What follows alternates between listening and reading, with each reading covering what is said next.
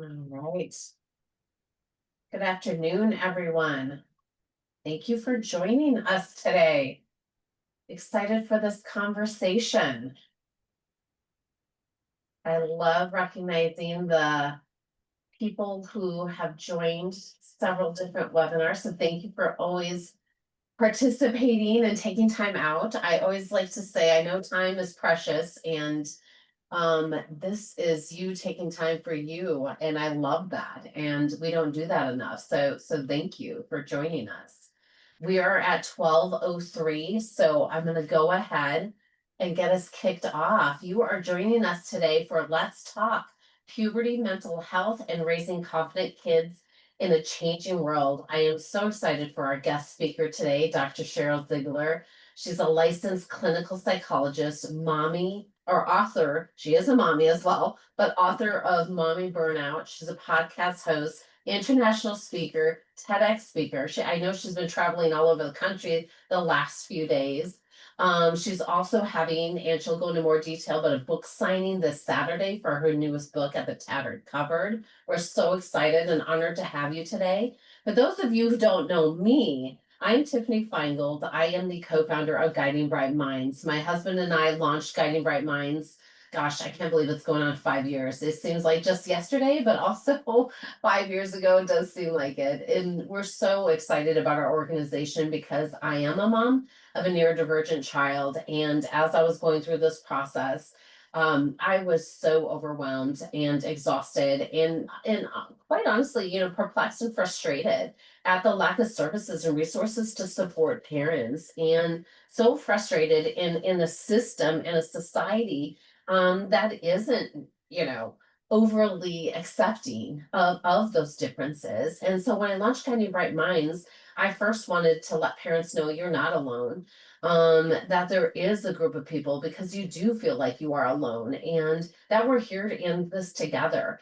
And the first thing I did was partner with providers like, Dr. Ziegler, and those that support this community, those that understand this community, and those that want to make changes and difference. So it's not just supporting to offer services, but it's also making an impact and a difference to say, hey, we need to be better educated, from our school systems to even employers, but just to everyone, saying that we are all unique, we are all different. Let's embrace each other.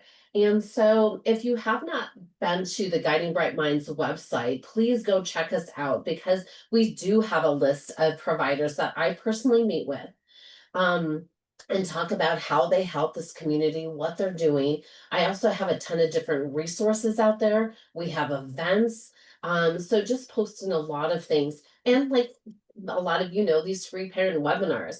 I'm about education, I'm about growth, I'm about learning, I'm about community. Let's build that together. And I also want to mention, if you're not aware, I am hosting my third annual Neurodiversity Resource Fair, which is going to be on June 21st, Saturday, June 21st. It's from 10 a.m. to 2 p.m. It's located at Accelerated Schools, which is in Denver. But if you go to my website, my social media pages lists all the information. It is a fun family event. We are going to have a hot dog vendor, ice cream vendor, a bounce house obstacle course. We have face painters, balloon artists, a ton of people, and over 90 vendors are going to be there. I know that sounds overwhelming, but you'll have a lot of choices to connect with people to find resources that are best for you and your family. So keep that in mind. And without further ado, I will turn it over to Dr. Ziegler and have you, introduce yourself, and we'll get right into this wonderful topic and discussion. Awesome. Thank you so much, Tiffany. Yeah, I want to share with people. I have been in private practice here in Denver for 18 years. I've been in total practice for about 25 years. And when people ask me anything to do with, a resource for speech or occupational therapy or an ABA therapist, anything, I always go to Tiffany. She's my one-stop shop. So you have to keep doing what you're doing, because I would be lost without you. And I want to say that I am going to talk today. Um, Probably kind of like most of you are parents, but I know if there's any professionals that are listening, you can apply this work to yourself as well. I'm going to share my screen, and there's some just basic slides that are going to guide me through. And I hope to talk for about a half an hour, and then I hope that you'll take advantage of being able to speak to me, ask me whatever questions you have. I do have lots of experience working with all kinds of kids, everything from trauma, also to the neurodivergency. I have 3 kids myself who are 17, 15, and 12, and all 3 of them have an ADHD diagnosis.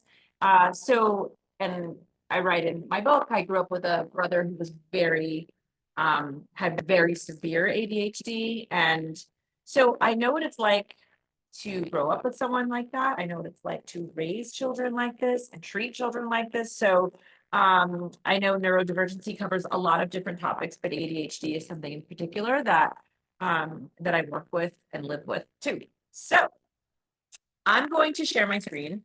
I first hold up my book that just came out on Tuesday, The Crucial Years, which is going to be the basis of our talk. And this book is really based on kids that I've worked with here in Colorado. I have a puberty course called Start with the Talk, and that's a parent-daughter course. I don't have the boy version yet. I get asked all the time. So before you ask me, just know it's on my long list of things I want to do.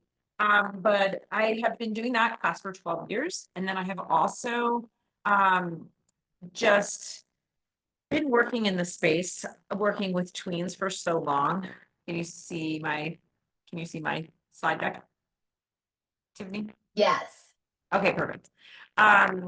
I've been, working in the space for so long here in Denver. So one of the things that's kind of cool about doing this talk is that these stories, these experiences are mainly from right here in our own state. The other thing that I do is I am the 9 News parenting and mental health expert. So I'm on every Monday, and typically with breaking stories. And so I have a really, really good pulse on what's happening, certainly in the country, but really right here in our community. So I want to share all of that with you, in 30 minutes, and, keep you engaged, but ask me what you want, and we're going to have a good time. So the backstory, I started the backstory already. Why 6 to 12 and why now? So there's a couple of things.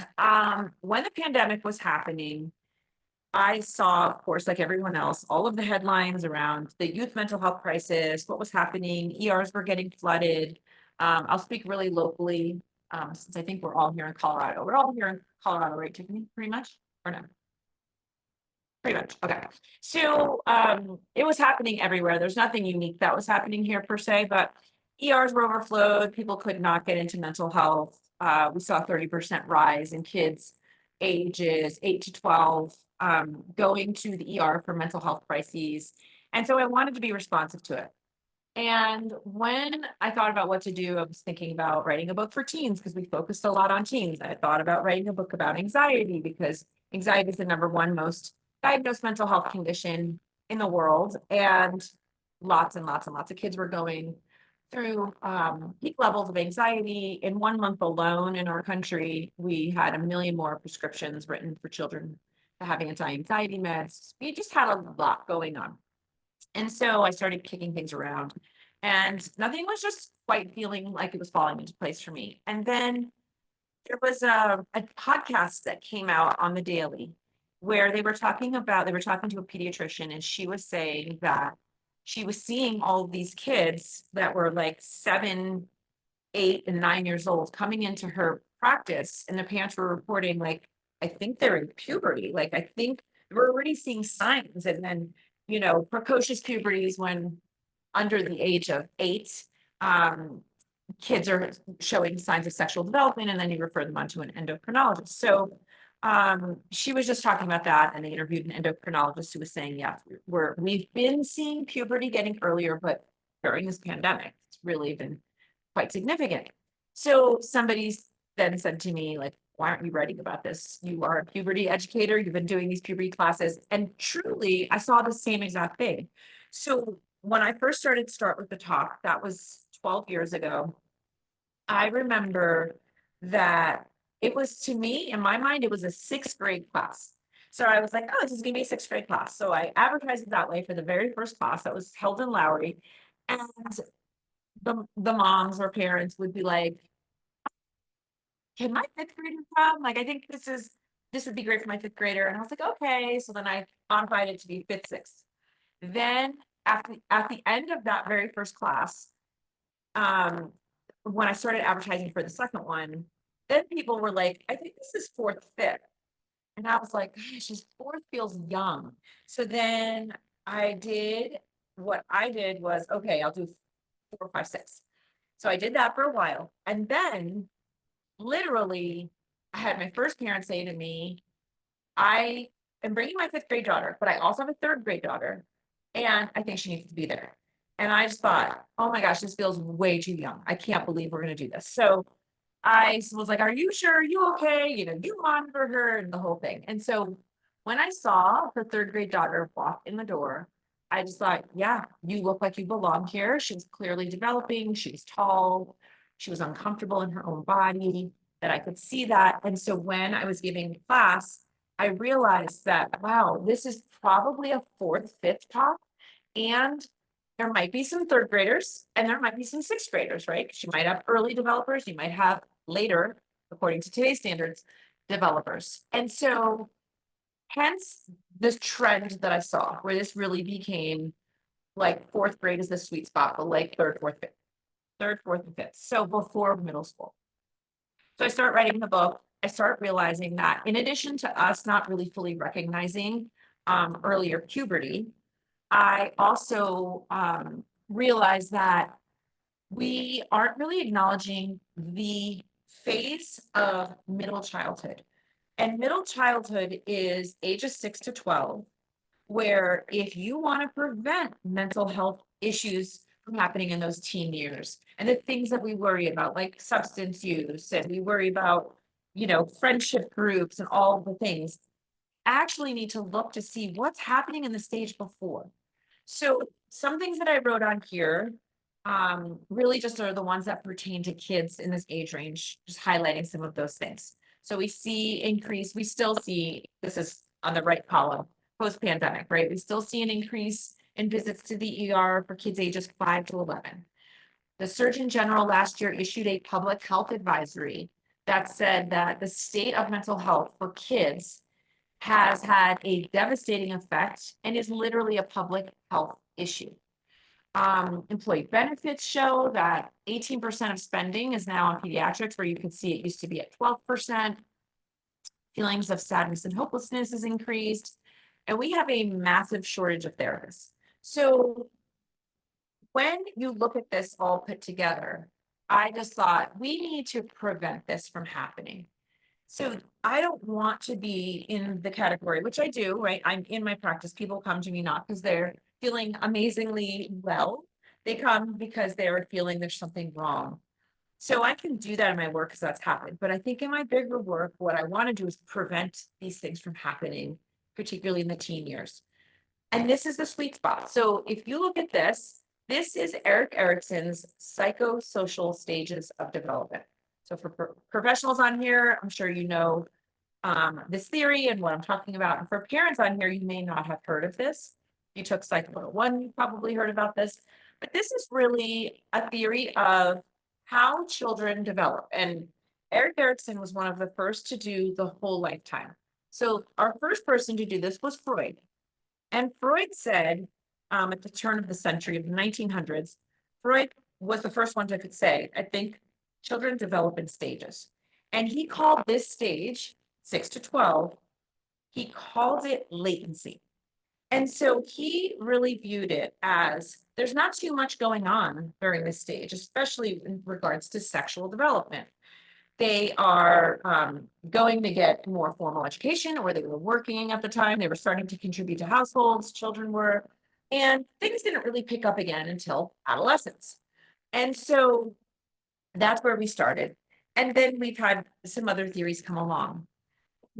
So when you look at this stage in terms of a modern puberty, modern development, we have adolescence, which is defined, I have it in the book, like so many different ways. It almost does is not even a helpful term, but adolescence, which is I think what most people associate with kids who are in puberty. We have adolescence overlapping with middle childhood.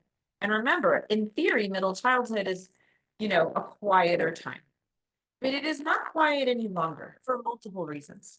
Um, Social media, screen time, exposure to media, just media and all the things that are happening in the world in general. And earlier puberty, which is seemingly fueled by a couple different factors, which can be obesity, stress, endocrine disruptors in our environment, environmental toxins, the hormones in our foods. Um, it, when you take those things, they're happening in this stage where it probably shouldn't have been happening in this stage, like truly adolescence and puberty is like, at the end of middle childhood going into the identity years of adolescence, but it's happening now all together. And so I think that can be extremely confusing for parents when you see a third grader whose body's starting to develop and who's starting to act like a teenager. So a week and a half ago, I had an article come out in the Wall Street Journal, which was actually just an excerpt from the book. And the title of it was like, why your 9-year-old is acting like a moody 13-year-old. And so these things are overlapping. Childhood is feeling a lot shorter. What I hear from parents are things like, I thought I had longer. I thought I had more time. And we're seeing a myriad of things happening during this stage, including a loss of play, and kids just being on screen so much more. I think the average kid in this age range is on a screen 5.5 hours a day. And so we're seeing an actual rewiring of the brain and kind of a retelling of childhood. So in here, here's what I want parents and even if you're in the field and you're a professional, probably you could use a little revamp on this because even for me, it's just so crystal clear now. What kids are supposed to be doing anywhere between the ages of 5 and 6, so kindergarten through 6th grade, is called industry versus inferiority.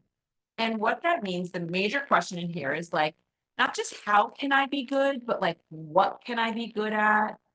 Where can I gain a sense of agency? What can I have? What can I do to contribute to the world? Right. So that's the question. The virtue, that's how Erickson puts it. What do you get out of this is a sense of competence. So when kids get out of this stage, you want them to know crystal clear, what are they competent at? What are they good at? They want to know it. They need to know that.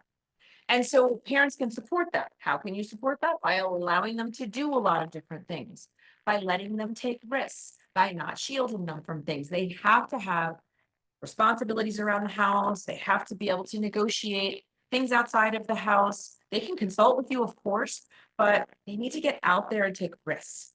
And they need to have the experience of on their own, not being told by a parent, like, you're really good at this, or, oh, you're so amazing at that. Sometimes there's a place for praise, but really what you're trying to do is just continuously set them up so that they know those things, that they say, I'm good at this. And that could be it could be anything from like, I'm a good friend, and here's how I am, to I'm really good at this sport, and this is how specifically I am, or I'm, good at building things, and they know that from within, not from the outside. If they do not know this at the end of 12, what happens is this will lead to a sense of inferiority. That's what it's called. And that, I think, in modern day terms, is low self-esteem. So at 12 years old, we see kids who either come out and they have healthy, positive self-esteem. They know what they're good at, and they can enter those identity years of the teenage years, seeking out the right people, places, and things that fit who they really are. Where they come out of the stage, they don't really know who they are. They don't really know what they're good at. And so then they wind up going down a path a lot of times where they're with other kids who also don't know what they're very good at. And as they're all trying to establish their identity, there is this sense of kids who just lack confidence, who don't want to take risks, who have low self-esteem, low self-worth. They're very negative talkers to themselves. And because I work pretty much now exclusively with tweens and teens, I see this. If you actually were to ask some kids, um, what are the thoughts in your mind, like, when you don't do well on a test or you don't do well at something, they're so harsh that actually my last session 2 weeks ago with a 12-year-old girl actually had me in tears. It was so, so harsh on herself. It was brutal. It was like, I'm stupid. I walked dumb. Nobody likes me. I'm a weirdo. I'm not good at anything. It was really, really hard to hear. So this stage is all about that self-confidence and how parents can support it, but we're not building it for them. We're supporting it. So like I was saying, in this stage, you have earlier puberty going on, which I think parents could really use a refresher on. I've been doing these puberty classes for over a decade, so I know that people's stories are, no one ever talked to me about this. I had no idea what was going on. I got, a big sister or someone else's big sister told me what was going on. And then people who had access to, the internet will say like, I guess, I just started Googling things. That's what we do. We do that now as adults, right? We just look things up online. And I don't think you want your 8 or 9-year-old looking up online words like boobs, penis, pubic hair, because it can lead down a rabbit hole of places you may not want your kid to be exploring. They're going to have questions. It's just that we've all had questions. I'm sure every one of us can remember being, probably for us more like middle school years or fifth and sixth grade years, and you have a lot of curiosities. Now you just though you have social media and the internet to give you those answers.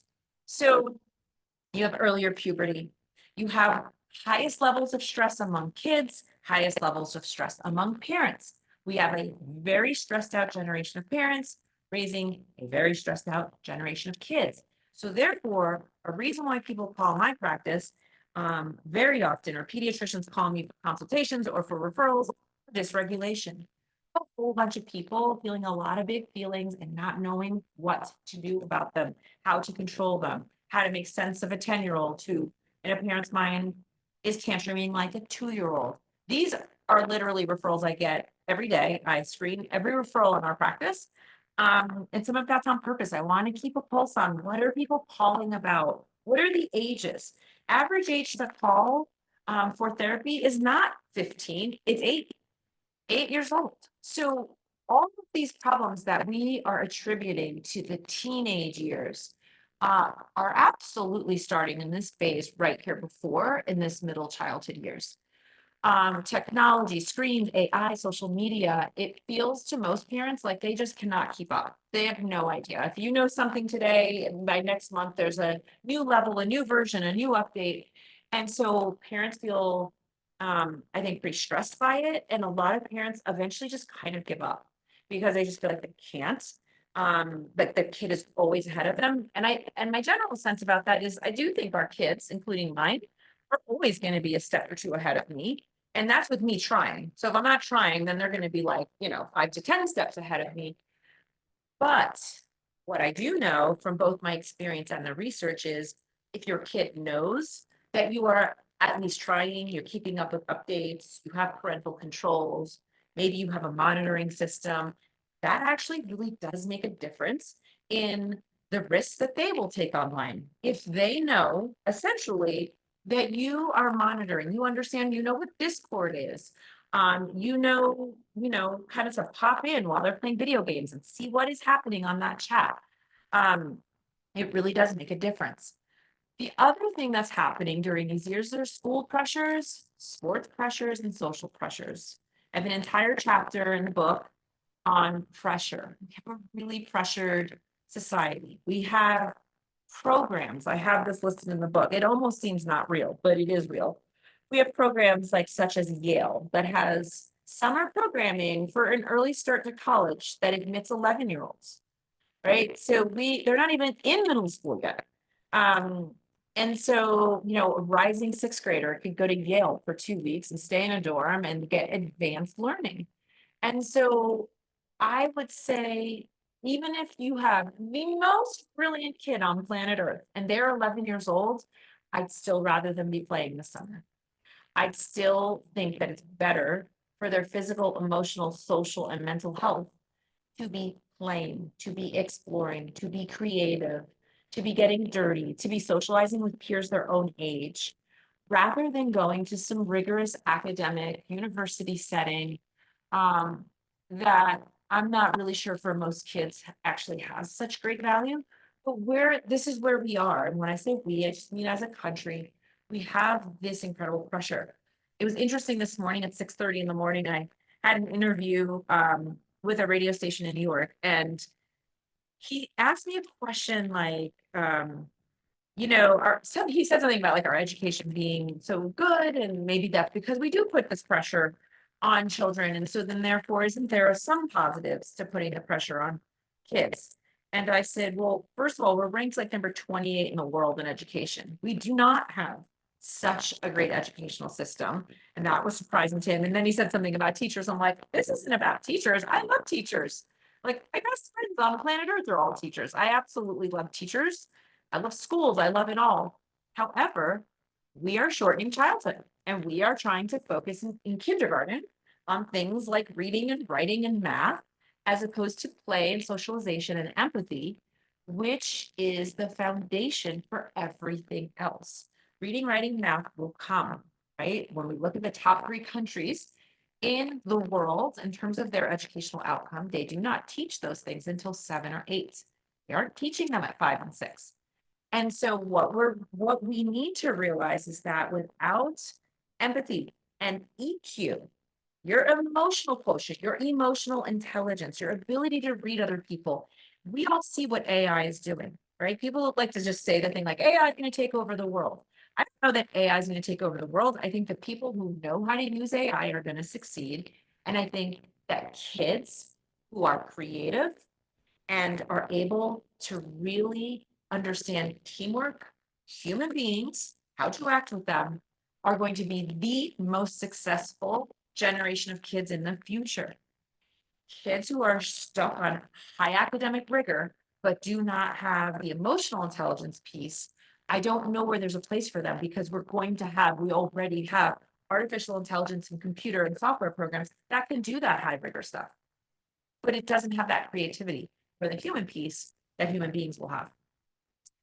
Other things that are happening during these years are natural sexual and gender identity formation. This is just normal. In the book, I have it in all bold. This is not some woke or political theory of anything, or nothing to do with that. Although for some reason, I think when we hear sexual and gender identity, we think has to do with something to do with politics or something like that. It doesn't.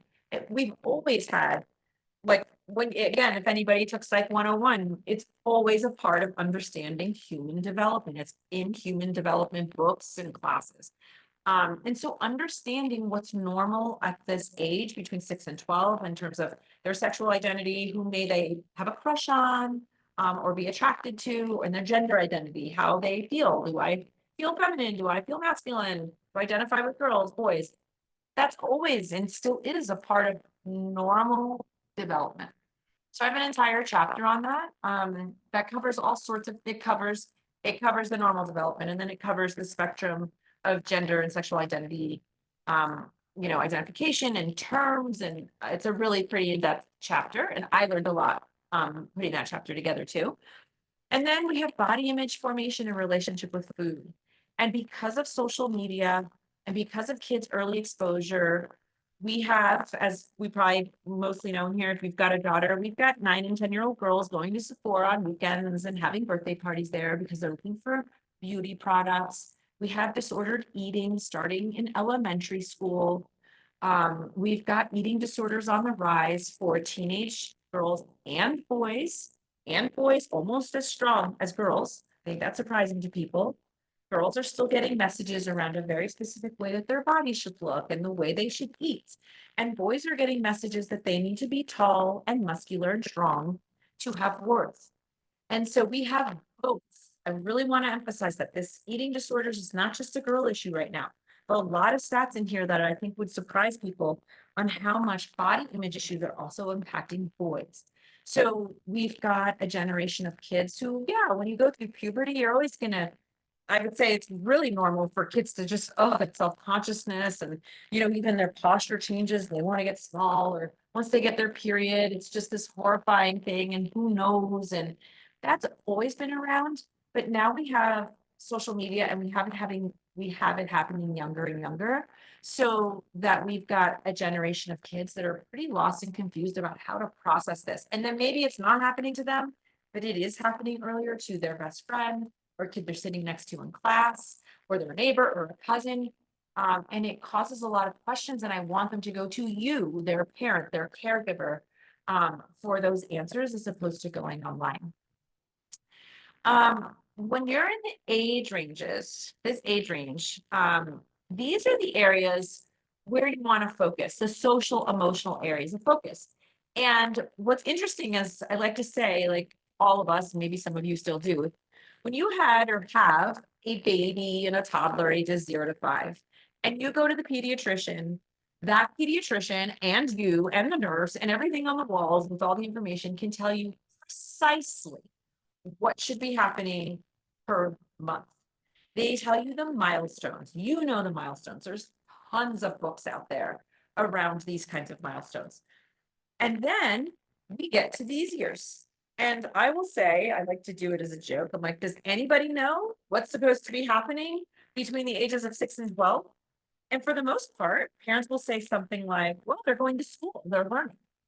Their teacher knows, their teacher will tell me. So we kind of have handed off this sense of like, oh, well, milestones are now managed by teachers in the schooling and the educational system. And there isn't as much sense about what should we know. So I won't go into it all, but actually in the book, really, I created this. Where is it? Where is it? Here, I call it Ages and Stages in Middle Childhood. And I start with age 6, and I literally go through all the categories, if you can see that. And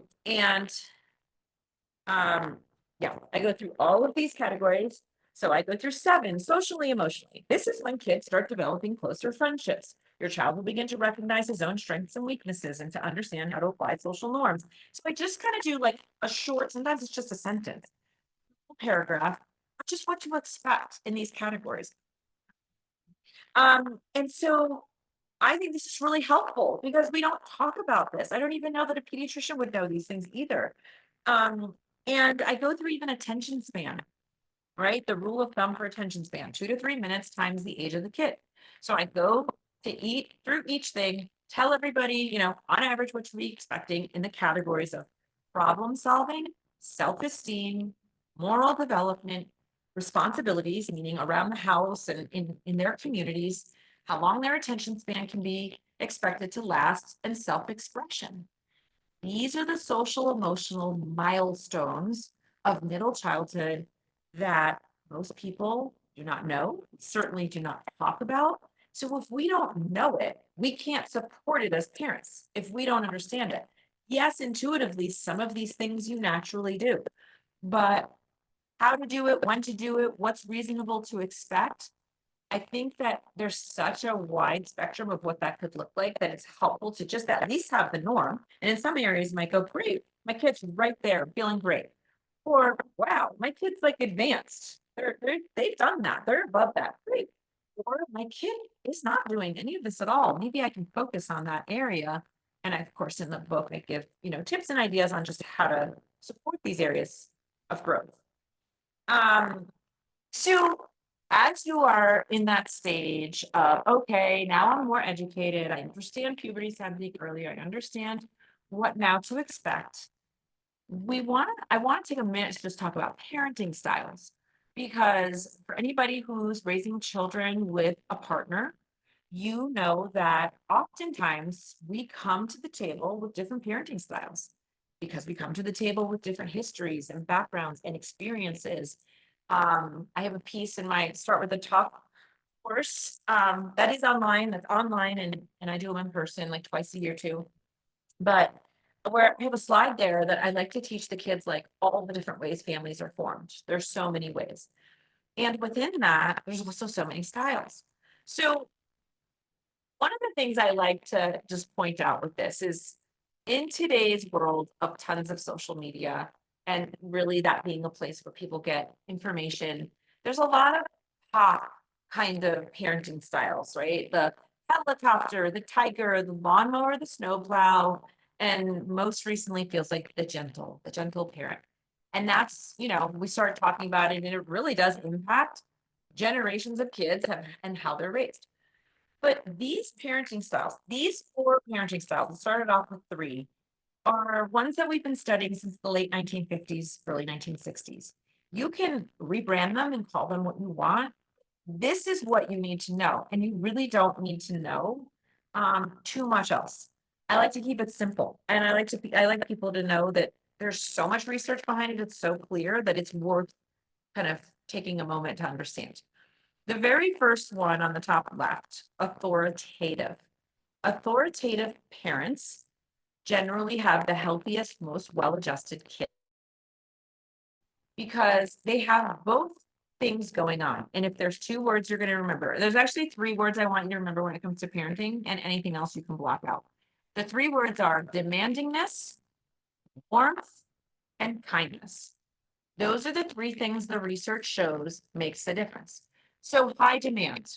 I think sometimes people are maybe a little surprised to know that. Yes, authoritative parents have high demands of their kids. That means that they expect a lot out of them. It's not so high that it's realistic, like, hey, 7-year-old, I want you reading, at a high school level, which I have seen people have that kind of demand. Too high, right? You have to know your kid and then bump up the demand just a little bit, just like goal setting for us. If I work out 2 days a week, my next goal should probably be to work out 3 or 4 days a week, not 7, right? I'm probably gonna fail at 7. I'm probably gonna succeed at 3, and I'm gonna be stretched at 4. It's that kind of mentality. So you have high demand. Then you pair high demand,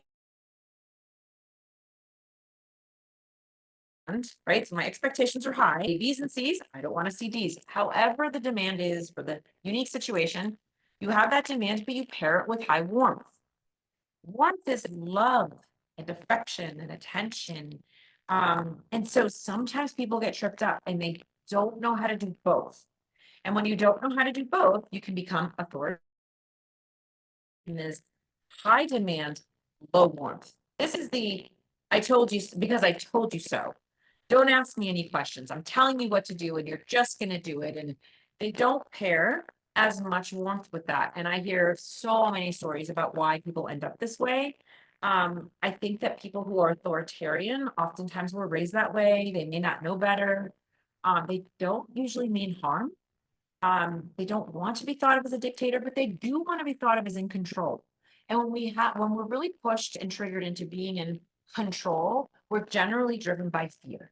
That's usually a fear thing. Well, if I don't do this and I don't speak loud and I don't show the kids my authority really big, they're just going to take advantage of me and they're going to do this, this, and this, and I'm not having that. I really do. I get that thinking, but children just actually don't work that way.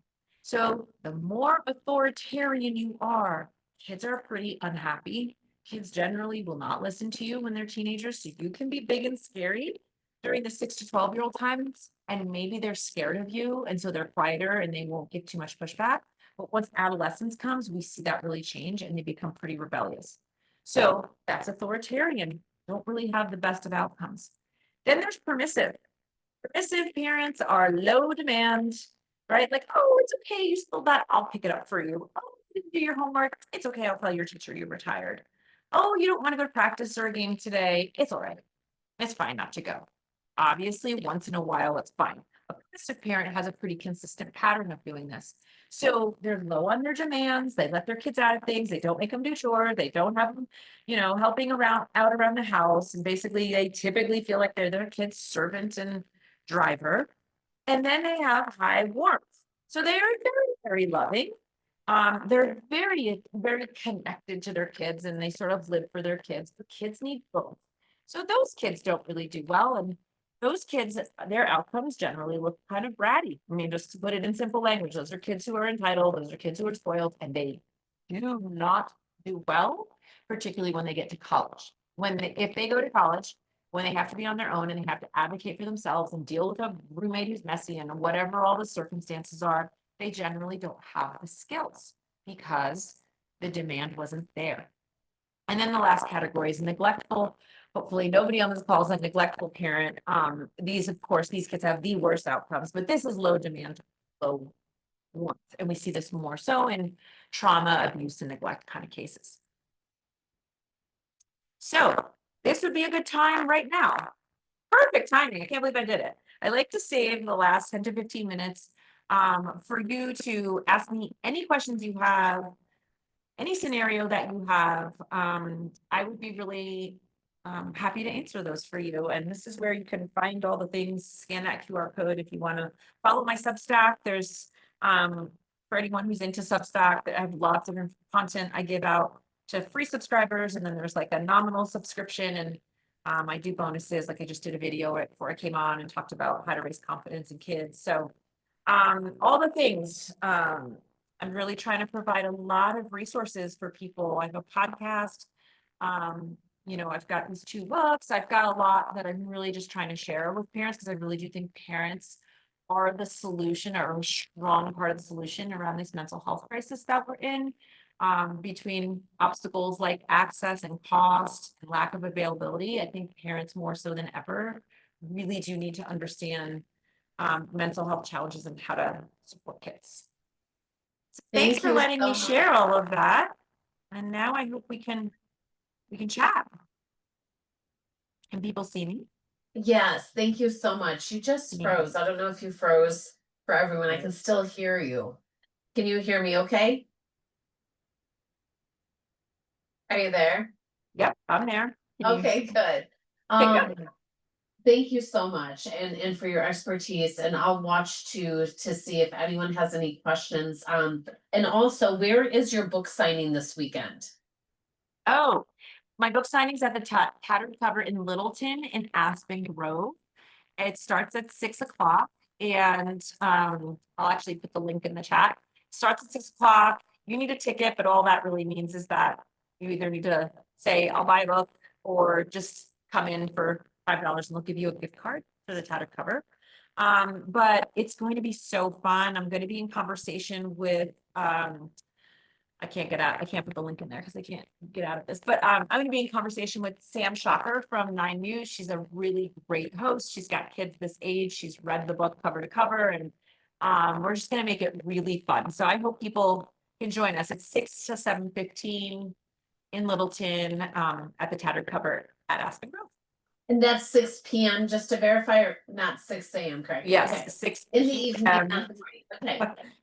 Yes, I actually did find I'm going to put the link in here as well, but okay, I see someone has a question and I'm going to answer that. Okay, so there's the link to buy the tickets. What is the way to start the conversation with parents who are resistant to wanting to talk about sex or their changing body? Great. So, Eve, are you a practitioner? Pretty sure you are. See your name. Is Eve a therapist of some sort? Yes, I'm assuming so. I think so. I'm going to assume that that's what you mean. So parents who are afraid to talk to kids about sex. That is very interesting that you say that, because in the book, I don't have the exact stat, but it's high. It's in there though.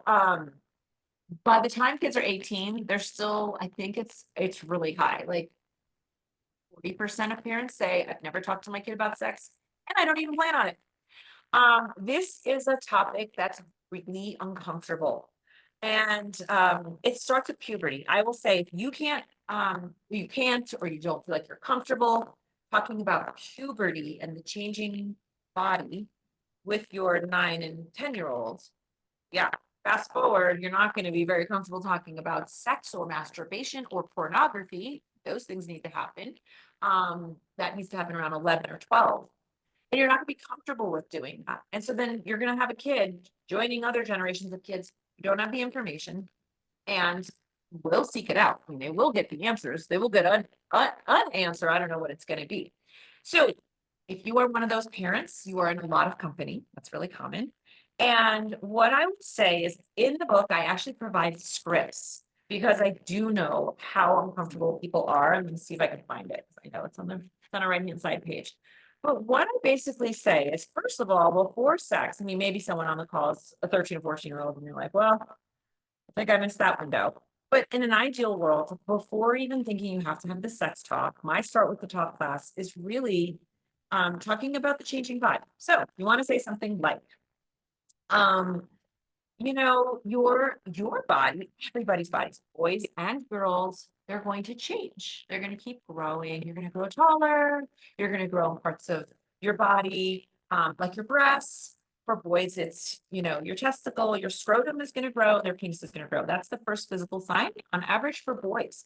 And parents don't see it because you're not usually bathing them or they're not running around the house naked anymore. So you won't see it. So then you want to say to them, also hair is going to grow on you. For boys, your voice is going to drop. For girls, girls and boys, you could get acne, you get oily hair. There's all of these things that happen. You don't want to say this all at one time, by the way, right? Say little things at a time. And then I know because I teach these classes, the girls come in, they look horrified and they're scared. And I do 45 minutes on the physical changes in puberty. And I promise at the end of that 45 minutes, those girls are confident. They are not scared. Even if they're not super confident, I'll tell you they're not scared anymore because just talk about it, just normalize it. I talk really matter of fact with my body, with my tone of voice. So I think a parent can do the same thing. They can just rely on a book, get the book out, right? I like the care and keeping of you and the care and keeping of you too. So they have an 8 to 10-year-old version, they have a 10 to 12-year-old version. Really like that book. There's tons of other books on the market. When I started off, there were a good amount of books, but now there's even a lot more. So I don't know them all, but I would suggest reading through them first before giving it to your kid. Make sure it's aligned with the way you would want something phrased or your values, and all those kinds of things. So I just flip to this page. How do I explain? So like I'll have like a question that a parent normally asks me and then and an answer. So I'll just answer this one real quick. How do I explain puberty and reproduction so my kid understands? And I say conversations about puberty can be awkward, and the more awkwardness your child senses in you, the more they will feel there is something embarrassing and shameful about puberty. Parents often ask whether the mom or the female caregiver should be the one to talk to the girl and vice versa. And so what I like to say about that is a lot of times there is a comfort there with it being the same gender, but families are so diverse, we cannot rely on that. There's oftentimes not, a female or a male caregiver or parent in the equation. And I really think it needs to be something that you're comfortable or at least willing to go there. Um, and I will say you just have to really lean into this. And you can watch a movie together, a coming of age movie, and then have a conversation then. You can tell stories about your own experience. You can, grab a book that's supposed to be for the kid and read it with them. You can grab a book that's supposed to be for the parent and say, okay, this is what it says I'm supposed to tell you now, kid, and then read it. They'll remember. They will remember. Everybody tells me their stories. So um, that's what I would say. And I think if I was working with someone professionally that said, I'm not comfortable. I worked with someone last or 2 weeks ago that said, I know I'm doing really good, I promise, but I will not talk about masturbation with my kid, my son. I just won't. I just can't do it. So I said, okay, intervention level 1. How about your husband? She comes back. Nope, he's not comfortable either. And I'm like, okay, but one of you has to do this, right? And so we kind of came up with the book. A boy's book to puberty, and then they did it that way. And she said it was uncomfortable, but we got through it, and he seemed happier at the end too. So, One thing, there's a couple of questions, but even one thing to add, because we're in such a different generation where we're wanting to talk more, share more than our parents did. And that's the one thing somebody said to me with being uncomfortable is like, do you want to do it or do you want the internet or one of their friends? Somebody's going to talk to them about that. And you can create a narrative of how you want to explain it, how you want to approach it versus who knows what they're going to get from others out there. They're going to get it. They're going to seek the information. So having that control and overcoming that insecurity to say, and I loved that point of view. I want to control the narrative, not somebody else. So I will let you go because I know there's two other questions out there. Yeah, no, I mean, I think that's a really, really good point. Okay, Whitney asks, there's caregiver fatigue and a deep desire to get it right during the children's adolescence. What advice would you offer for helping parents balance their own healing with showing up attuned for their kids? I really love that question. And I love it so much that I did not expect this, but in my book, I was going to have one chapter on dysregulation and then regulation, and it actually turned into two, because I did an entire chapter on just caregiver parent regulation. And then, so it's like the foundation of a healthy relationship is the part two. And then chapter three is the unexpected ups and downs of middle childhood, what parents can do. And then the next chapter is what kids can do. And of course, you start with the parent, just like your question says, the parent has to be regulated. The parent has to be in a place you can't attune. You actually cannot attune under stress. You're going to miss it. You're going to miss things. You're going to miss a cue. You're going to misread things. And so what I would say is, of course, fatigue. I wrote Mommy Burnout I wrote it like 10 years ago. It came out 7 years ago. I'm really connected with how fatigued and stressed out parents are today. So their deep desire to quote, get it right. I think that that's the first thing we have to sort of change that narrative. I don't know if there's like getting it right. Right. So I think if we can start changing our conversations around that and saying, there's some things that we can do better than others. There's some things that we're really comfortable with. There's some things that are going to be live and learn. And you're not going to get it right. And so I think giving that parent, if you're working with them, the idea of tear and repair, sometimes you're going to tear, you're going to have a little rupture in the relationship. You flew off the handle, you yelled at your kid, you were irrational. Okay, it happens. Just got to repair. And I think that's what parents oftentimes, I mean, they do the tearing, right? Because we're all human, but the repairing part, they don't know how to. It wasn't modeled for them. They don't even know, should they give up that power to their kid and say sorry or whatever it might be. So I think as therapists, we can teach parents and caregivers that that's normal part of human being. We hurt people, and then we have to work on repairing the relationships and learning how to do apologies. And then balancing their own healing, I will say it's really interesting. So when I had my early readers of the book, when they got to the chapter about body image and disordered eating, I got really big feedback that it needed a trigger warning on that chapter. And actually surprised me. Now it doesn't surprise me, but at the time, when you work in this field, I just didn't think about that, but I understand now. And then by the time I was done with the whole book, I said, you know what? I'm going to put a trigger warning on the entire book because I kept getting different notes about how triggered parents were. So what's really interesting is 0 to 5, even if we had traumatic events happen in our lives, us, the parents, you have very little memory of it. It might live in your body, might get a story told down, but we don't really have like as clear, strong memories of things that happened 0 to 5. But 6 to 12, you do. You start to remember those things. So we all, and I talk about my own, I have a whole section on what my middle childhood years were like. So I will say that while a parent is maybe trying to focus on this age range, just know that there's going to be some things that are triggering when you think about it: divorce, death, moving, maybe being diagnosed with dyslexia, something that was just really jarring, and something that you had to deal with. And so I think the healing, like that's what I think parenthood is about, is we want to work on our stuff as much as we can, but there's just going to be bumps in the road where we go, oh, forgot that I had that thing, or oh, didn't realize how much that was going to trigger me.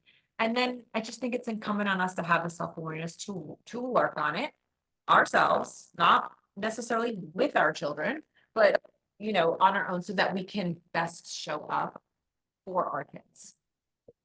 Thank you. There's another question in the Q&A that says, thanks for being here today. Are you familiar with PDA? And if so, I'd love to know your thoughts about low demand parenting for a 2E gifted and autistic girl. Yes. So I'm going to tell you, Megan, that I just literally started looking into PDA in like October. And I was like, Wow. This is really interesting. So I don't feel like I'm an expert. It's a relatively new kind of diagnostic category or cluster of symptom categories. I am familiar. I don't feel like I'm an expert. But I know that because I did talk about it. I was talking about it with a psychiatrist and two other psychologists. Like I literally we did an hour Zoom together after. I was like, you guys, am I behind the ball on this? Like, why don't I know that much about this? Like, oh, it's relatively new and whatever. We started talking about it. But so I would say that what I would be doing with a 2-year-old would be almost all physical. And it would be very, very focused on regulation. It would be maybe if there's some really gifted occupational therapists that could even teach you some of the physical responses that you can do. But I would figure out the whole sensory piece to that 2-year-old. That's where I would start. I'm going to make an assumption that a 2-year-old has an internal system of dysregulation, and that's why they're showing up as this PDA. I think that's like incumbent on us to start there and see if there's any sensory needs that aren't being met. So that's a quick answer to that question. Should All I? right. Okay, Any other, Vanessa said she thinks I just answered her question. yes, about that. Any other questions? I know for me as a parent, the boundaries where I've had to remove, when you talk about that and especially that fear, because early on after the diagnosis, I felt there was fear. I need to do this to help him if I'm not. And then you're overbearing. And I did struggle with my own boundaries and releasing that. And one thing, in talking with so many parents, I'm like, usually I say we have to take the blinders off. Now I'm like, we got to put our blinders on because if we're parenting based upon everyone else's thoughts and perspective and judgment and opinions about it, we are going to fail as a parent. We need to take away how we were parented, or even how our parents view we should be parenting, how relatives, how society, because that was life changing and impactful for me to say, okay, if my son has high anxiety around the Thanksgiving table when everyone's there and it's loud and it's so disorganized, why am I forcing him to be here? Because he's miserable, everyone else is miserable. And it was liberating to say, my son's not going to be joining us for this. If any of you don't like it, you don't need to be here. Like it's about him, not you and your expectations, as far as society around us. And, just giving parents to the autonomy to say, I can do this and I will do this on what's best. So thank you so much for being here today and for sharing your knowledge, your experience with us. And I don't see any other questions that have come in, but thank you all again for joining us today and being a part of this. We're going to have more coming up in the near future, and a recording will be sent out. So thank you, Dr. Ziegler. I appreciate it. Hopefully everyone who's around can join on Saturday and go visit and go to the book signing. Yeah, I would love that. Love to see any of you. And if you do, please come say hi. Tell me you were on this webinar. I would love that. And thank you just for having me and letting me share my passion and, you know, and some parts of my book. I appreciate it. Thank you for making a difference. We appreciate you. All right. Thanks, everyone. Have a great afternoon. Bye, everyone. Bye.